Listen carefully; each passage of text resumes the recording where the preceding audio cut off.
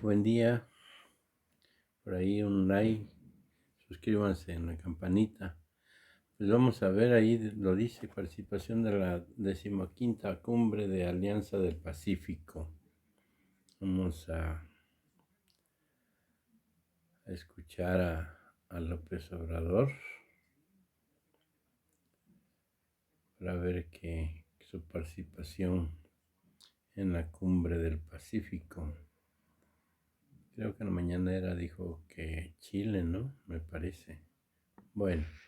Cariñoso, fraterno a los pueblos hermanos de Chile, de Perú, de Colombia y a sus gobernantes, al presidente de Chile, Sebastián Piñera, al presidente de Colombia, Iván Duque, al presidente de Perú, Francisco Sagasti. Me da mucho gusto participar en este encuentro de Estados miembros de la Alianza del Pacífico. Mi intervención va a tratar básicamente sobre nuestra experiencia en enfrentar esta doble crisis, la sanitaria, la pandemia y la crisis económica. Doy por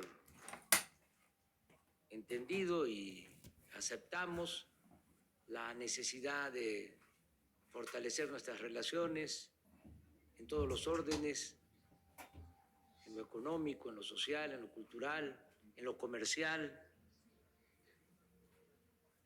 Y solo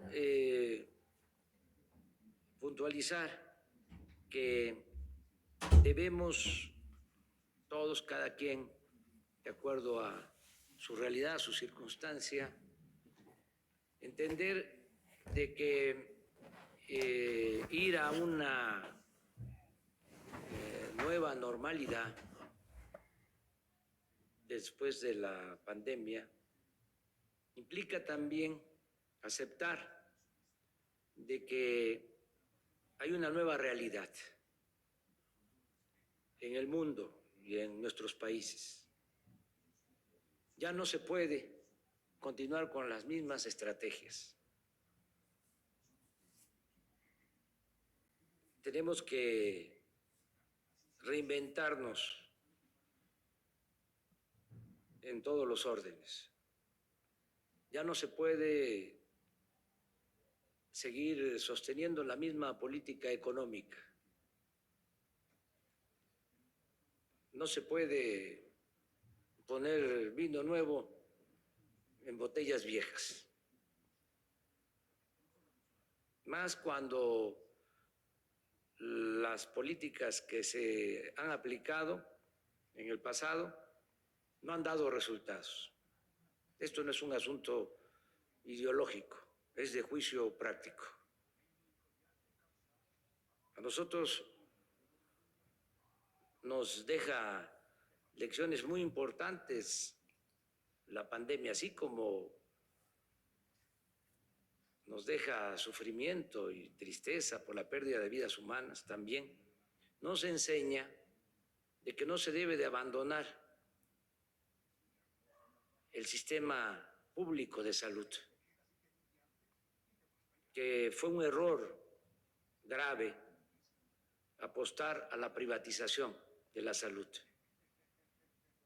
como se hizo también en el caso de la educación. Nosotros actualmente, por esa política privatizadora, tenemos un déficit de médicos y de especialistas. La educación y la salud no son privilegios, son derechos de los pueblos. Entonces, tenemos también que revisar, decía, la estrategia que se ha venido aplicando cada vez que se presenta una crisis económica. Antes, frente a una crisis, lo que se hacía y se recomendaba, incluso hasta por organismos financieros internacionales, era recurrir a créditos, endeudar a nuestros países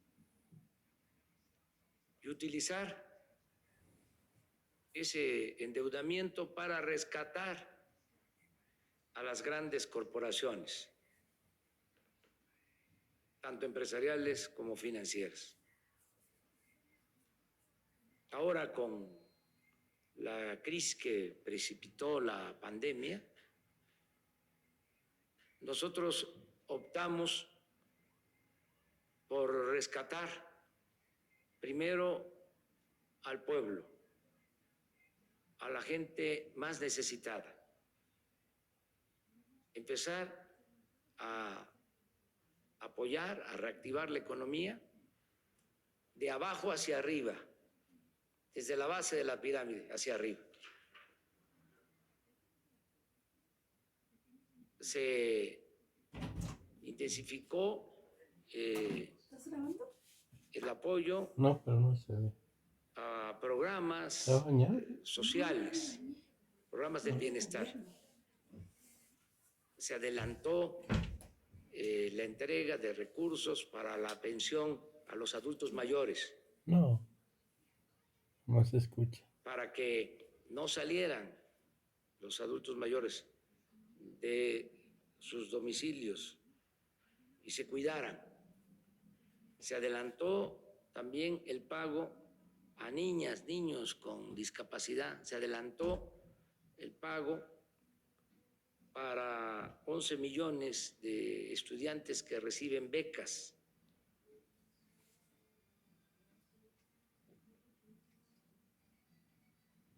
Toda esta inversión que se dirigió a la base de la pirámide social ayudó a que no se nos desplomara el consumo, que la gente contara con lo fundamental, los alimentos, los artículos de primera necesidad. Entonces logramos que la economía se reactivara pronto. Ya estamos en ese proceso. Es importante informarles que esto se reforzó con una aportación extraordinaria de nuestros paisanos migrantes, que a pesar de la pandemia están enviando ahora más recursos a sus familiares en México. Este año vamos a tener remesas récord. Vamos a alcanzar 40,000 millones de dólares de envíos de mexicanos que trabajan, viven en Estados Unidos y que envían estos apoyos a 10 millones de familias en México. Un promedio de $350 mensuales por familia. Entonces, con este apoyo y con la decisión de destinar recursos desde abajo a la gente más necesitada, estamos saliendo adelante. No solicitamos créditos, no aumentamos impuestos, no aumentamos los precios de los energéticos y estamos optimistas, a pesar de lo difícil que ha sido enfrentar la pandemia, y a pesar de la caída de la economía, estamos seguros de que saldremos con esta fórmula, con esta nueva estrategia. Desde luego, como ustedes saben, en México hemos decidido acabar con la corrupción. En nuestro diagnóstico, desde que estábamos en la oposición, sosteníamos de que el principal problema de México era la corrupción, que nada había dañado más al país que la deshonestidad de los gobernantes y que teníamos que erradicar la corrupción, desterrar la corrupción. Y ahora que estamos en el gobierno, estamos llevando a cabo un programa para limpiar de corrupción al gobierno, de arriba para abajo, como se barren las escaleras, como se limpian las escaleras. Estamos encontrando también que el combate a la corrupción no solo es un asunto de índole moral, sino también el combatir la corrupción significa liberar muchos fondos para el desarrollo. Esto se complementa con una política de austeridad republicana, es decir, abandonar los lujos en el gobierno. Le costaba mucho al pueblo mantener al gobierno. Ahora hay austeridad y eso también significa ahorros. Ya en México no hay Estado Mayor Presidencial.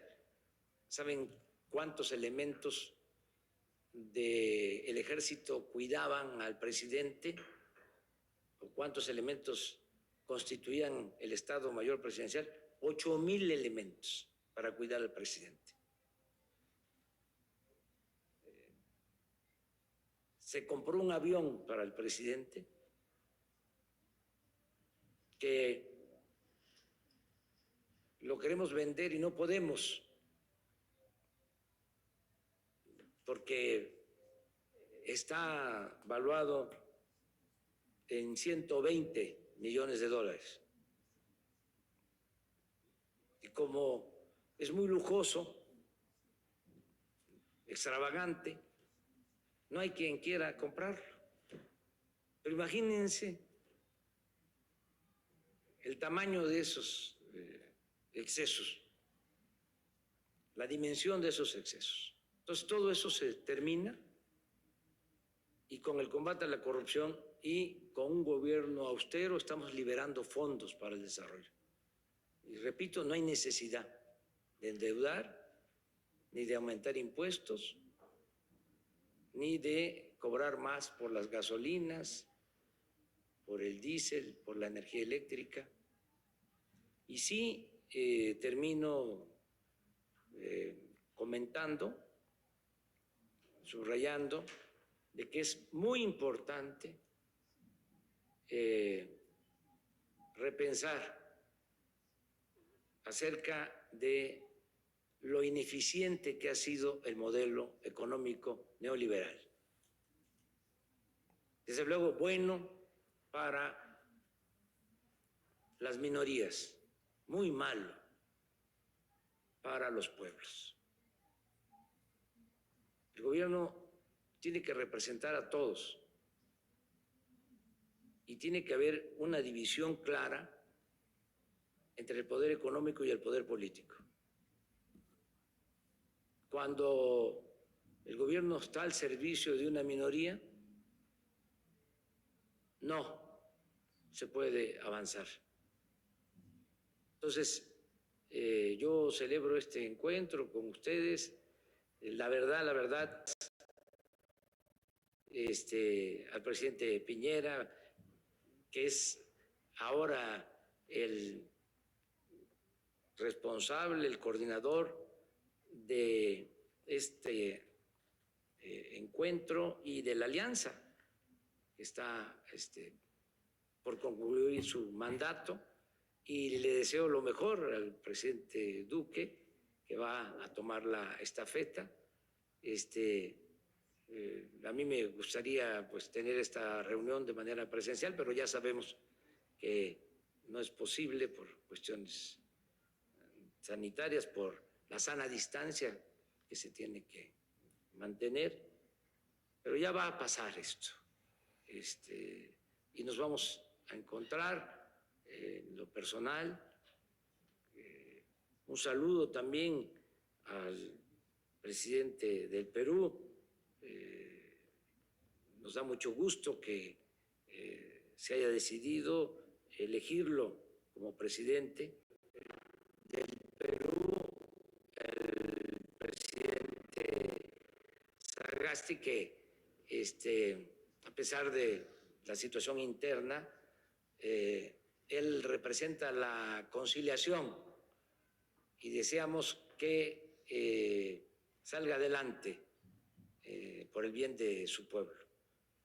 Y también, pues nosotros apoyamos el ingreso a la alianza de Singapur y desde luego el ingreso de Ecuador.